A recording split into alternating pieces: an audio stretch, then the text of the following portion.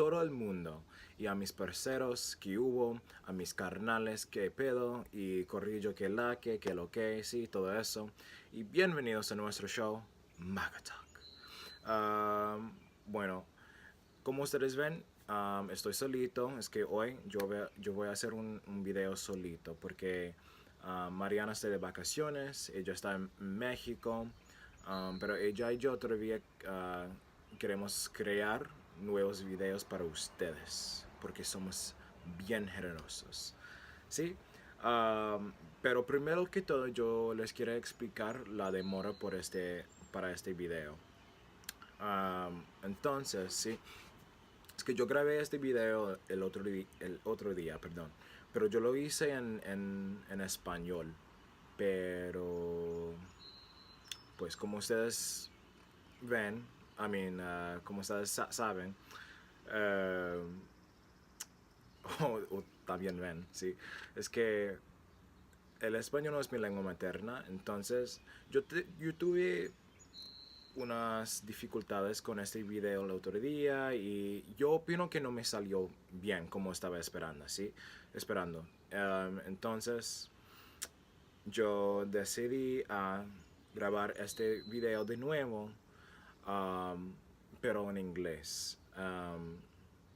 Especialmente porque el asunto de que yo voy a hablar hoy es un asunto, es un tema muy importante para mí y no lo quiero fallar, ¿sí? Um,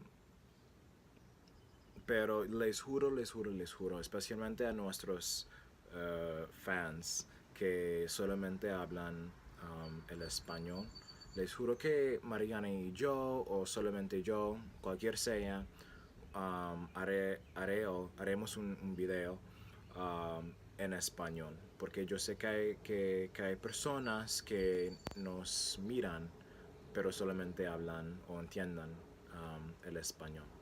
O tal vez algún día ella o yo vayamos a averiguar cómo poner subtítulos en un video, ¿sí?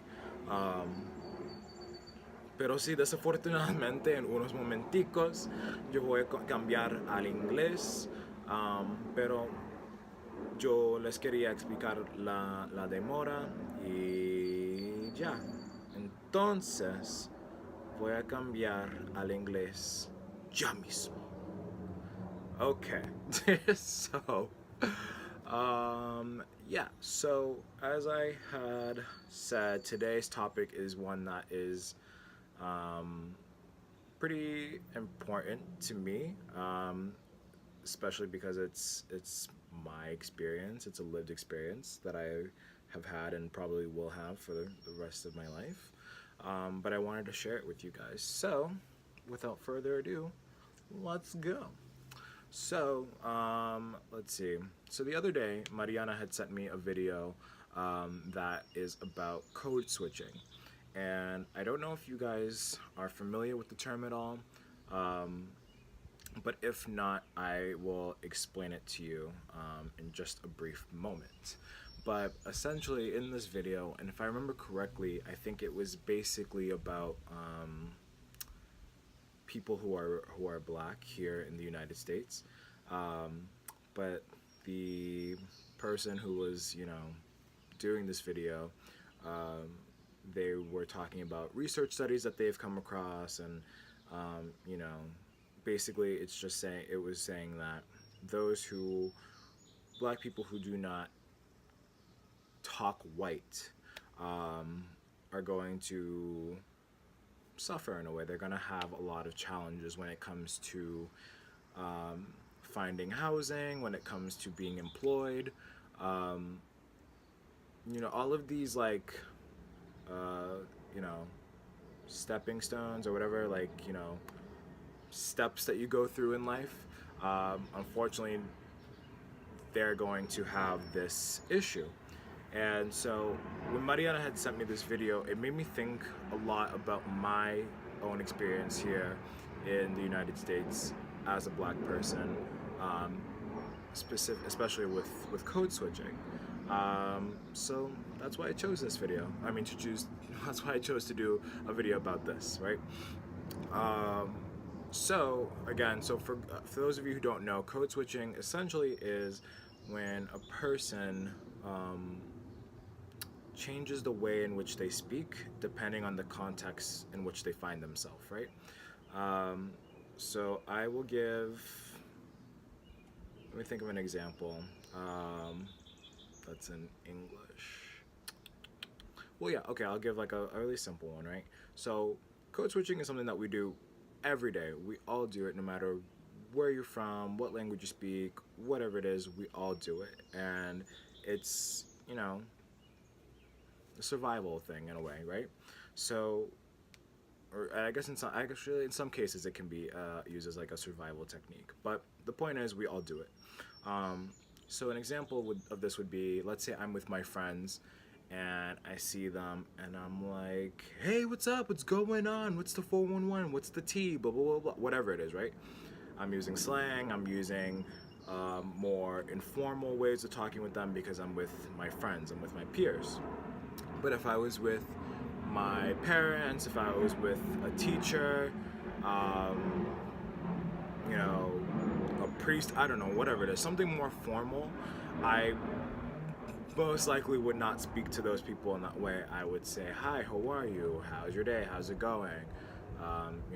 Something more formal because I'm in a more formal context. So the point is, your language changes depending on the context that you are in, right?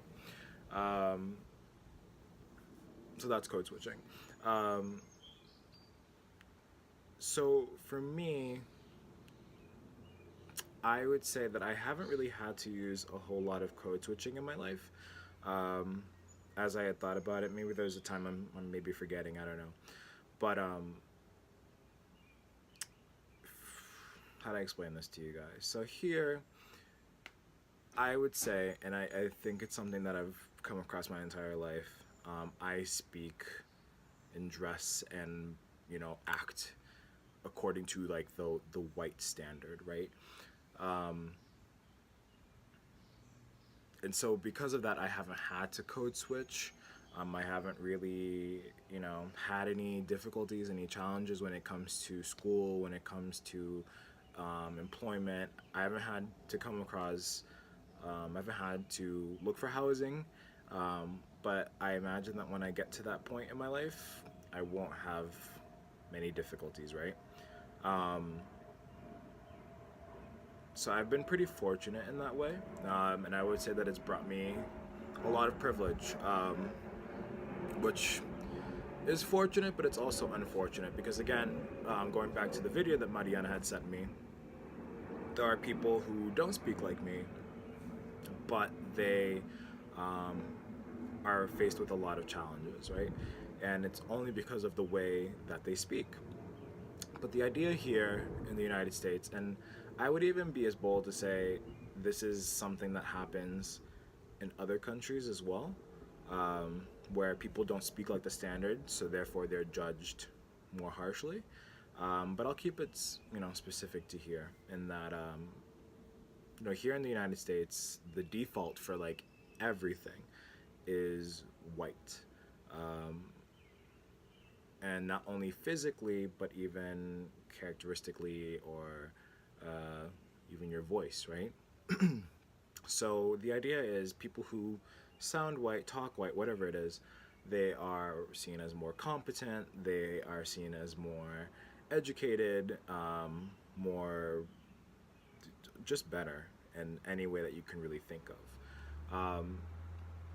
So in the study that that video had referred to, it was saying that, or maybe it was just the video, I don't remember if it was in the study, um, but it was just saying like people who don't speak white, they are seen as basically the opposite, right? They are seen as uneducated, they're seen as incompetent. Um, there's just a lot of negative ideas about people who don't fit in that white standard.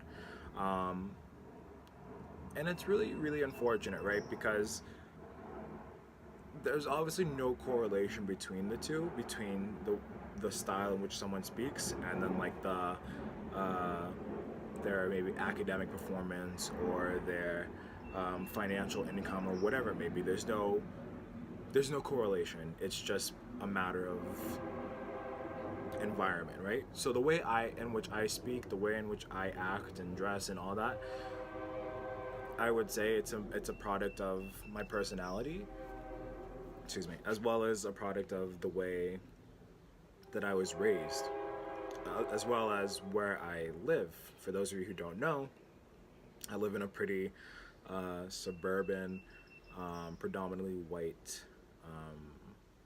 neighborhood, right? So I think a lot of those things influence the way in which I act now and the way that I speak now. Um, but it's funny because although I really haven't had it, I don't think, at least, I don't think I've ever had any issues when it comes to school or work or whatever it may be. So as far as like the professional side of my life, I haven't had many issues. But when it comes to my social life, I would say that I've had some challenges. Nothing, as dramatic, or not dramatic, but nothing as drastic as um, being denied access to like housing or something. But I've definitely had some feedback that was not wanted or appreciated. So, for example, again, I am a black person, as you can see, um, and here in the United States, people have an idea of what it means to be black, right?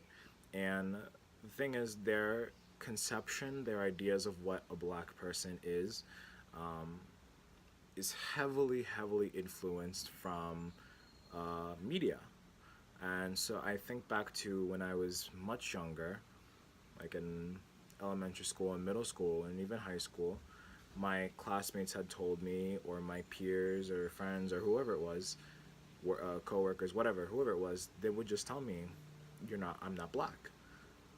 And I was so confused, especially when I was much younger, like in fifth grade. So I was like, I don't know, 10 or 11, right?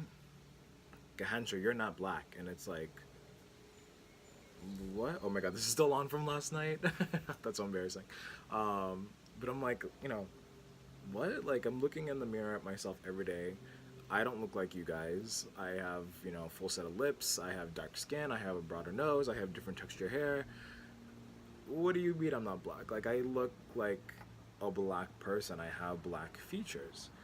But basically, what these people were trying to say was, because I don't dress a certain way, I don't talk a certain way, I don't act a certain way, I don't behave a certain way, I'm not black. And I really internalized those comments when I was much younger, and it really made me doubt myself for a while. But as I got older, I would say maybe like late high school, maybe beginning of college, I started reflecting more on what it means to be black, not only for me, um, but even in the general sense, right? And, you know, I had realized that it's just so funny. I feel like here, you're damned if you do and you're damned if you don't. And what I mean by that is, if I when I act the way I act, right? This is just who I am. I'm not forcing it. It's not like I'm trying to fit into something. This is just how I am, right? Um, People would criticize me and judge me and say, "You're not black," and da da da da, right?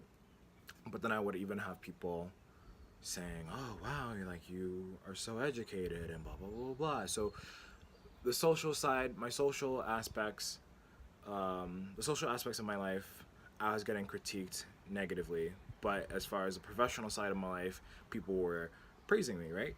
Um, so that's a weird little contrast, right? But then I feel as though if I were to act differently and talk, speak African American vernacular English, for example, or AAVE, um, I can just hear Mariana be like, "Ah, you gringos and your acronyms." Um, but if I were to speak that way, I would be judged as well. And my peers or whoever, society would be telling me, you're not competent. You speak funny. You don't speak like us. Therefore, you clearly aren't educated. You probably don't have a college degree. You are not qualified to get housing. You know what I mean? Like, there would just be so many obstacles. So I just feel like you can't satisfy anyone. So if I were to act black or talk black or whatever it is, I would still have some obstacles. And I think even more so, because I think not only socially would people be kind of judging me, some people might be like, oh, yep, that's a typical black guy. Like, he talks like everyone else. Um, but I would probably still have that challenge. I would probably have now a challenge of being granted access to certain, basic fundamental rights of life, like housing and basic fucking respect. Um, but yeah, so I mean, it's just super crazy to and upsetting and unfair. Just a bunch of things, right? A bunch of words that I could use right now. But in summary, it's really upsetting and unfair to see like that's how we operate. Um, and when I had seen this video that Mariana had sent me, I wasn't surprised. Um, Partly because it's what I've witnessed all my life, and also because I have seen videos or read literature with pretty much the same um, conclusion, right? That those who stray from the white standard in the U.S. Um, are typically seen as um, lesser than, right? Um, but I think in addition to this, though I'm not saying it's right, I think it's something that we all have that we've all been like conditioned to do, right? I think we've all been socialized to think like this certain way of life is like the best way, and therefore anyone who strays from that is doesn't isn't worthy, doesn't deserve your time or your attention or whatever it may be, right? um, and even though we've been socialized this way, again, doesn't mean it's right. And I think a change needs to, no, I don't even think, like, I know a change needs to happen now.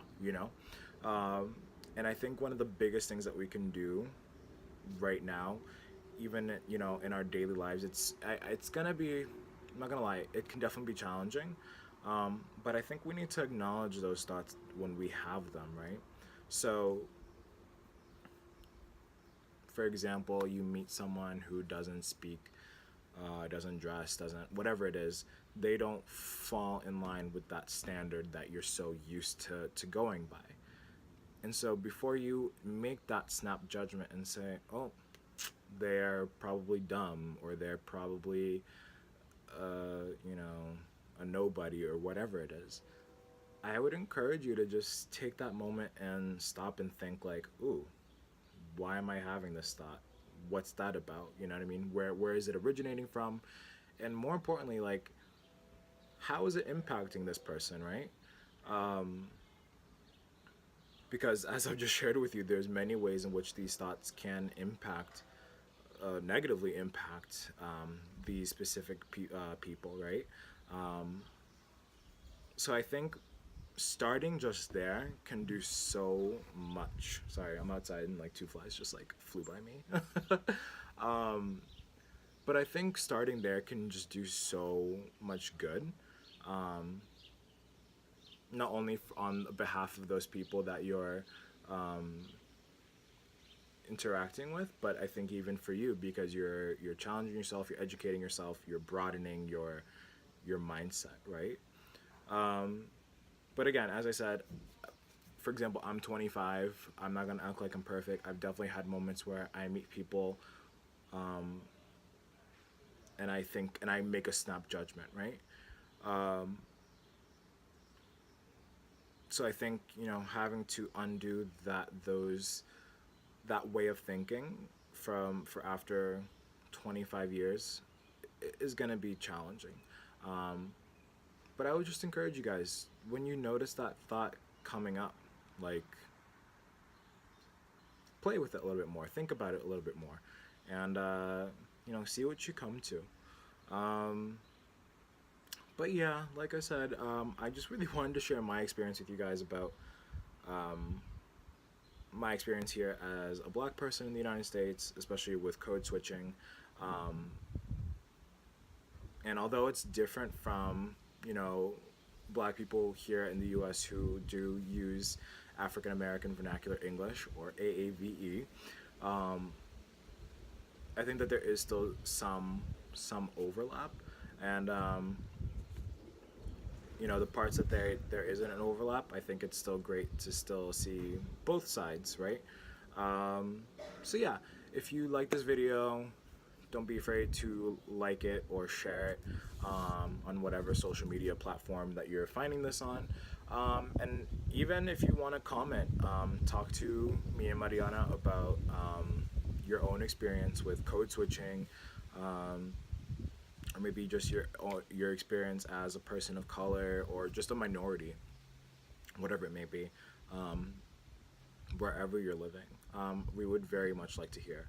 So, with that being said, thank you so much for tuning in, and thank you so much for being patient and waiting for this video. So, I'm gonna get to work on uploading it, and we will be seeing each other very soon.